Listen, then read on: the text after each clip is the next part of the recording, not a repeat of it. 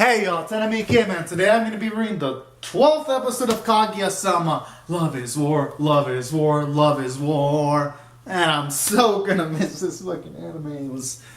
It was so fucking spectacular, I gotta say. Now, before I start gushing about the series in general, gotta give props to the episode from a character standpoint.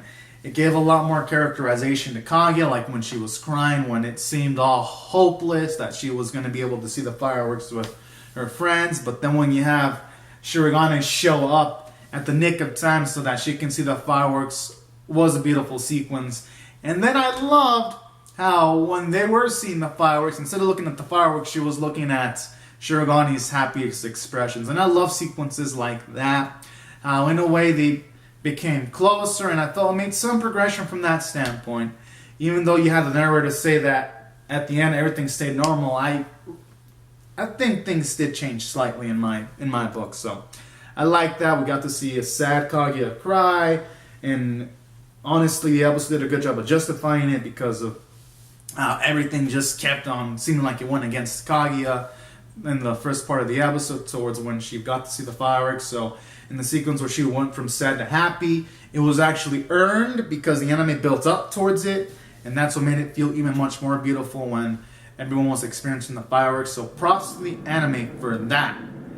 And aside from that, I also appreciate how in this episode it showed more or less to Hayasaka's character, where she pretty much risked her job just to look out for Kaguya's best interests and find ways of making her happy. When, like, the moment she decided to, like, dress up as Kaguya so that Kaguya can escape the house and sneak out so that she can see the fireworks with her friends, just makes Hayasaka into a much more lively character, into a character with layers and all that kind of jazz. So I also gotta appreciate it from that standpoint, that more and more we're getting more Hayasaka moments, and she's becoming a much more grander character.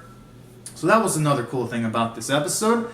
And this episode also had cool moments for Shirogane, because even though he himself doesn't know that Kaguya appreciated all the efforts that he went through to help her out, it was cool to see him like make all these like epic statements.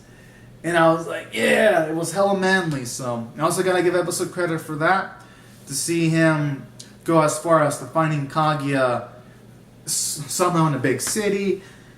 And when he finally got to see those fireworks, the happy smile on his face, it also was made powerful because we see all the struggle that he went through to also find Kaguya. So this episode had a lot of great character moments. Even the taxi driver that was introduced just for a bit in this episode, he was memorable because when he hauled ass to drive fast so that the kids were able to see the fireworks in time, that was also another beautiful scene. Especially when he told Ishigami, let's keep it between us, and he just started like flooring it. I was like, yo!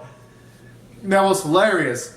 Because in most animes, they don't have the characters go in time, and then they would see the fireworks. But what I love about Kaguya-sama is, it goes beyond that. It could introduce just like a random ass character, and it will just have them make a random ass moment that will just stand out in a positive way. And that's what I really love about this show. It did this in this episode, and it was able to do it in multiple episodes. Like a few episodes ago, something happened like when Chaiko was in the ramen shop, and those ramen people were hilarious and memorable. And then a few episodes before that, there was the kid that Kaguya helped to school that was also pretty memorable. So that's what I really love. That's what really is Kaguya-sama's strength. While the story may not always make a lot of plot progression, the characters, each and every time, they always give life to this show. And that's what I fucking love about this anime. So from a character standpoint, it did phenomenal. From a story standpoint, it did great, because the struggle of Kaguya getting to see the fireworks and her getting to see the fireworks, it was just sweet because it was built up into last week, and today, for me, it gave me a satisfying payoff. And it had hilarious moments too, like when Kaguya and Shirogane were just making crossovers, and I was just thinking, oh, just get it on. I was just rooting for someone to say something. But you know what? That's what makes this show hilarious, because these two, if these two were able to do simple shit, then this show wouldn't be as funny as it is. So, gotta give credit for the episode for doing that, for making me laugh multiple times when they were just doing multiple crossovers, then a fucking triangle, then an asterisk, and just out of nowhere. So, that's why I'd say from a story standpoint, it did well, because it made me laugh multiple times when it needed me to laugh, and it made me feel sad for Kaguya when it was going for the emotional moments. So that's why I think this episode had a lot of impact. It had emotional moments, it had funny moments. And those funny moments wouldn't have been as funny if there weren't the emotional moments at the start of the episode. So, gotta give props to that too. CNR animation was superb. Voice performances were superb, and that's why overall I'm gonna rate this episode 11 out of 10. There was honestly a phenomenal way to end off the season. As for the anime in general, it was fucking awesome. This was definitely the anime that made me laugh the most this season. And for any of y'all that want to see a romantic comedy, check this anime out if y'all haven't. It is fucking amazing. And as for season 2, if it comes out, I'm definitely going to be live reacting to it as early as possible, provided that nothing major happens in my life. And provided I'm still alive, because you don't know with life, you know, just random shit can happen, you know? But provided none of that gruesome shit happens to me, then hell yeah, I'm definitely going to be there for season 2. So anyways, guys and gals, comment out your thoughts in the comment section below. Rate the video, subscribe, and I'll see you guys later if you subscribe for more. Alright, thank you so much for watching, everyone. Bye-bye.